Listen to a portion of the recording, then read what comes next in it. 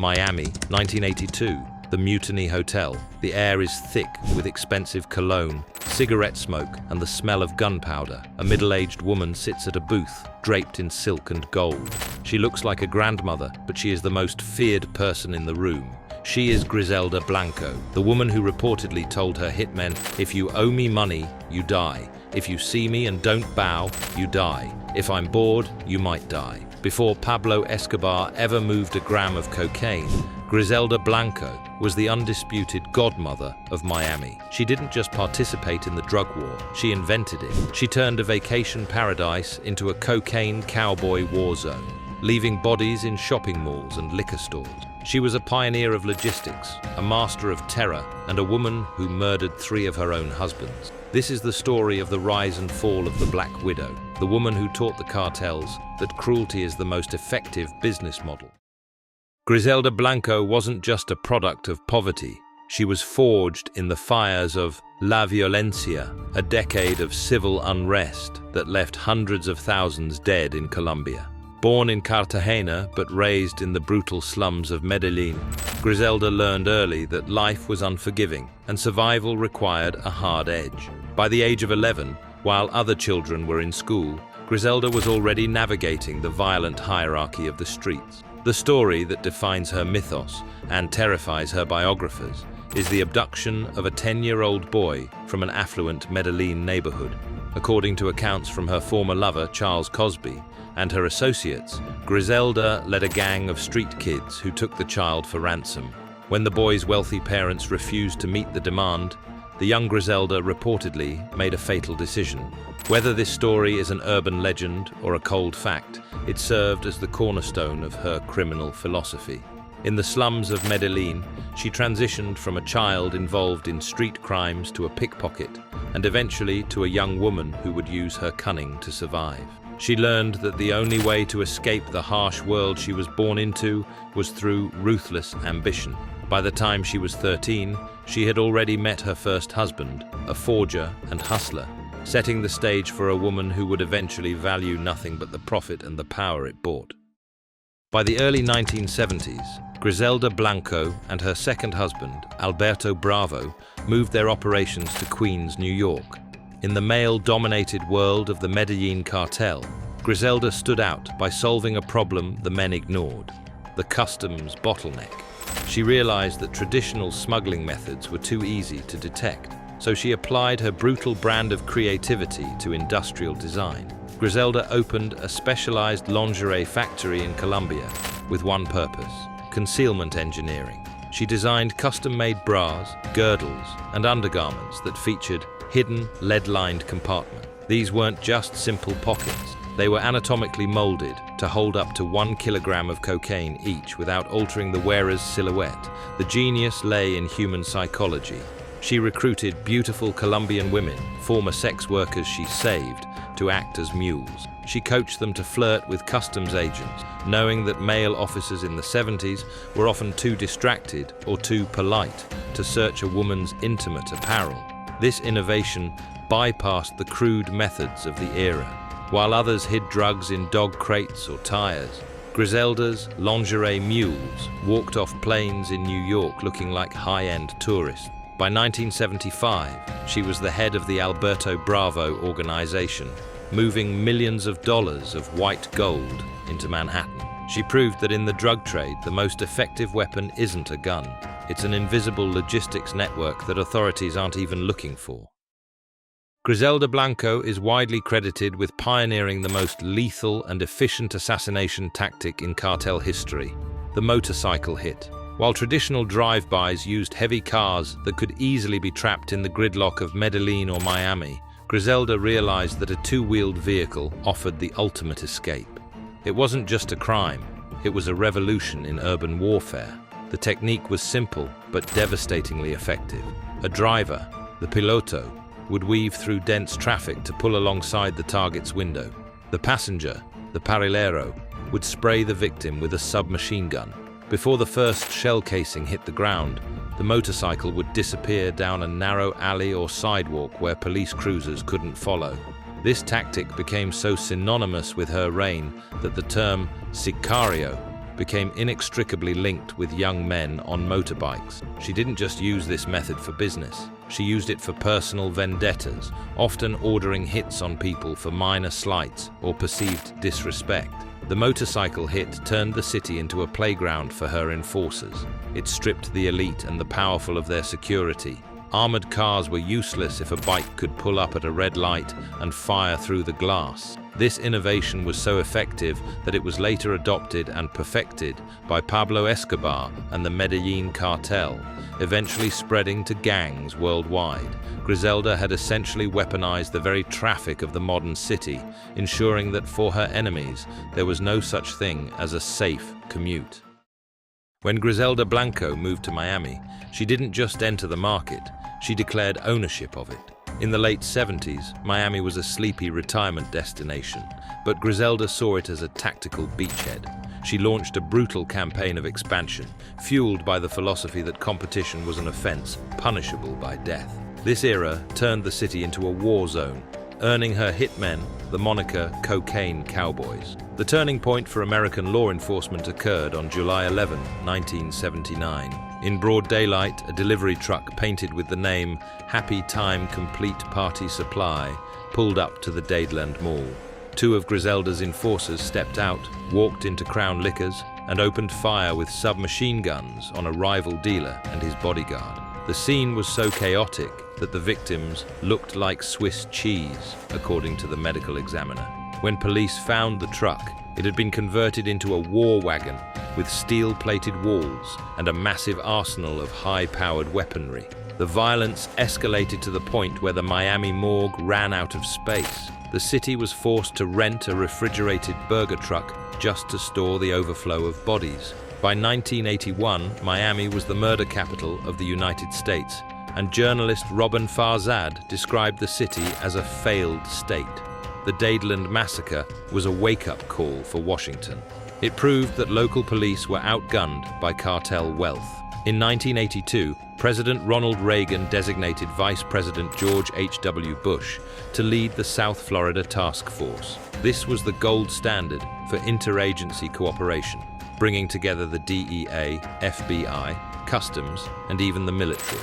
It was the birth of the modern war on drugs infrastructure, all triggered by one woman's refusal to share the bakery. Griselda Blanco didn't just dominate the cocaine trade, she dominated everyone in her orbit through terror. Her nickname, the Black Widow, wasn't just a catchy underworld alias. It was a literal description of her marital history.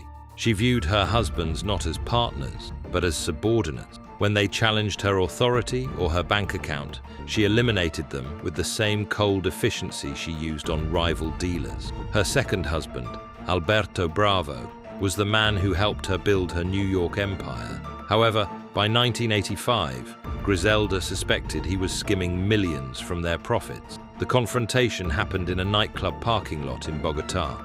In a scene straight out of a movie, Griselda pulled a pistol from her boot and opened fire. A shootout ensued. Bravo and his bodyguards were killed, and Griselda walked away with a stomach wound and total control of the organization. Her third husband, Dario Sepulveda, met an even more tragic end.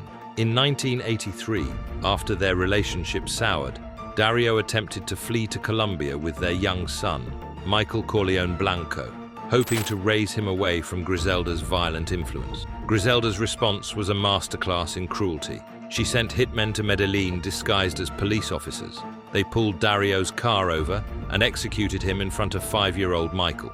The boy was then returned to his mother, a chilling message that no one, not even the father of her child, could take what belonged to her. By the mid-80s, Griselda had successfully widowed herself 3 times. To her, love was a vulnerability and family was a business asset. She named her youngest son after the fictional godfather, Michael Corleone, signaling her obsession with the aesthetic of power. In Griselda's world, the Black Widow wasn't just a killer of husbands. She was a woman who had completely severed herself from human empathy in exchange for absolute rule. Griselda Blanco didn't just consume pop culture, she tried to manifest it. Her obsession with the 1972 film The Godfather bordered on the pathological. She saw herself not as a mere drug trafficker, but as the matriarch of a legitimate criminal dynasty. To cement this vision, she named her youngest son Michael Corleone Blanco, a direct homage to the fictional Al Pacino character who transformed a family business into a global empire. While other children played with toys, Michael Corleone Blanco was surrounded by the visceral reality of the trade. His nursery wasn't filled with fairy tales, but with the sights of gold-plated submachine guns and stacks of $100 bills. Griselda didn't shield him from the violence. She integrated him into it, believing that the business was his birthright. Griselda's strategy was clear. By choosing Michael Corleone, she was setting a standard for cold, calculated leadership. By normalizing extreme wealth and extreme violence, she ensured her son would never be soft enough to leave the underworld. He was taught that loyalty to the godmother was the only law that mattered. This obsession turned Michael into a target before he could even walk. He survived multiple assassination attempts and saw most of his brothers murdered before he reached adulthood. Griselda had successfully ingrained the business into his DNA, but in doing so, she ensured that he could never live a normal life. To the cocaine godmother, a son wasn't just a child. He was the next commander in her personal war for cocaine supremacy. By 1985, the heat in Miami was too intense, even for the godmother. Griselda fled to Irvine, California, seeking anonymity in the quiet suburbs. The DEA had been chasing a ghost for a decade, but the trail finally led to a modest home where they found the most feared woman in the world. In a moment of bizarre irony, when federal agents kicked in the door, they didn't find her clutching a machine gun. They found her lying in bed, calmly reading the Bible. Despite her reputation for orchestrating hundreds of murders, including the Dadeland Mall massacre, the legal system struggled to pin the blood on her hand. Witnesses were either dead or too terrified to speak. Ultimately, the Black Widow was convicted on drug trafficking charges rather than homicide. She was sentenced to 20 years in federal prison, but for Griselda, a cell was just a satellite office. Prison bars couldn't stop the flow of cocaine. Throughout the 80s and 90s, Griselda utilized a sophisticated network of visitors and secretaries to maintain her empire. She managed her distribution lines and handled internal disputes through coded messages and payphone. It was during this time that her sons, Dixon, Uber, and Osvaldo, took on larger roles, though 3 of them would eventually pay for the family business with their lives. Griselda nearly faced the death penalty in the 90s when a hitman became an informant, but the case collapsed due to a sensational phone sex scandal between the witness and secretaries in the district attorney's office. This legal blunder allowed Griselda to serve out her drug sentence and avoid the electric chair, proving that even from behind bars, the godmother was a master of survival. By the early 90s, the state of Florida finally thought they had the Black Widow cornered. Their star witness was Jorge Rivi Ayala, Griselda's most prolific and trusted hitman. Rivi knew where the bodies were buried because he had often been the one to put them there. He was prepared to testify to her direct involvement in dozens of murders, a move that would have almost certainly sent Griselda Blanco to the electric chair. In one of the most bizarre twists in legal history, the trial of the century imploded before it could begin. It was discovered that Rivi Ayala had been engaging in frequent, sexually explicit phone calls with several secretaries in the Miami-Dade State Attorney's Office. The prosecution's star witness had effectively seduced the very office trying to hang the godmother. The scandal completely discredited the prosecution and compromised the integrity of the evidence. Fearing a total loss at trial, the state was forced to offer Griselda a plea deal. Instead of the death penalty, she pleaded guilty to 3 counts of second-degree murder and received concurrent sentences. The woman responsible for hundreds of deaths escaped execution because her hitman couldn't keep his hands off the phone. Griselda remained in prison until 2004. When she was deported back to Medellín, Colombia. She returned to her hometown as a shadow of her former self, but with a terrifying legacy. She had beaten the American death penalty through a combination of luck and the sheer incompetence of the system meant to destroy her. In 2004, after nearly 2 decades in US custody, the cocaine godmother was finally released and deported back to Colombia. She returned to a Medellín that had changed drastically. The era of the great cartels was over, and the city was attempting to heal from the scars she helped inflict. Griselda settled into a quiet, middle-class existence, appearing to the world as nothing more than a grandmotherly figure living out her final years in obscurity. The woman who once moved billions was now living a life of relative modesty. The Black Widow's web had been torn apart. The losses, 3 of her 4 sons, Dixon, Uber, and Osvaldo, had been assassinated, victims of the very family business she had engineered. The enemies, many of her original rivals, were either dead or serving life sentences in the US, leading to a fragile peace. The ghost, she avoided the limelight, rarely appearing in public and shunning the criminal underworld that once knelt at her feet. For 8 years, Griselda lived as a ghost. To her neighbors, she was just another elderly woman. This period of quiet led many to believe that the godmother had successfully retired, that she had managed to do what almost no one in the cartel world ever does: survive. But in the world of the cartels, the debt of blood has no expiration date. Griselda was living on borrowed time, and the very methods she used to build her empire were quietly circling back to find her. On September 3rd, 2012, the debt Griselda Blanco had accrued over 4 decades finally came due. The 69-year-old godmother was living a mundane life, running errands like any other citizen. She walked into the Cardizo butcher shop in the Belén neighborhood of Medellín to buy meat. She was accompanied by her pregnant daughter-in-law, a rare moment of domestic normalcy for a woman who had spent her life surrounded by chaos. As Griselda stepped out onto the sidewalk carrying her groceries, the ghosts of her past materialized in the form of a single motorcycle. In a chilling display of historical symmetry, a lone gunman pulled up to the curb. He didn't hesitate. He fired 2 shots directly into her head at point-blank range. The cocaine godmother was killed by the motorcycle hit, the very method of assassination she had pioneered in the 1970s to consolidate her power. The tactic she had used to eliminate hundreds of enemies, from rival dealers to her own husband, had finally been turned against her. There was no grand shootout, no dramatic final stand, only the quiet, efficient violence she had helped standardize. Griselda Blanco died on the pavement of her hometown, leaving behind a legacy of blood that transformed the drug trade into a global war.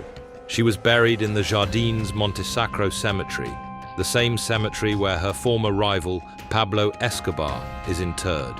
Her death marked the end of an era, proving that in the world of the cartels, the only thing more certain than the profit is the eventual violent return of the methods you used to earn it. Griselda Blanco wasn't just a criminal, she was a blueprint. She transformed the cocaine trade from a business into a war, turning Miami into a battlefield and teaching the world that fear could be as effective as firearms. She weaponized logistics, terrorized rivals, and built a dynasty that left a trail of blood and shattered lives. Her rise proved that in the underworld, ruthlessness and innovation often matter more than brute force. Her fall and final death at the hands of her own signature tactic was a grim reminder that the methods you use to gain power can one day be used to take it away. The Black Widow didn't just live in history. She wrote a chapter that defines modern, organized crime. From lingerie mules to motorcycle hits, from empire building to ultimate survival, her life was a testament to the dark genius of someone who understood that in her world, loyalty was currency, violence was leverage, and no one, not even the godmother herself, could escape the consequences forever. Griselda Blanco's legacy lives on, in the streets, in the cartels, and in the playbook of every criminal who followed her path. She was feared, she was legendary, and ultimately, she was unstoppable, until history finally caught up.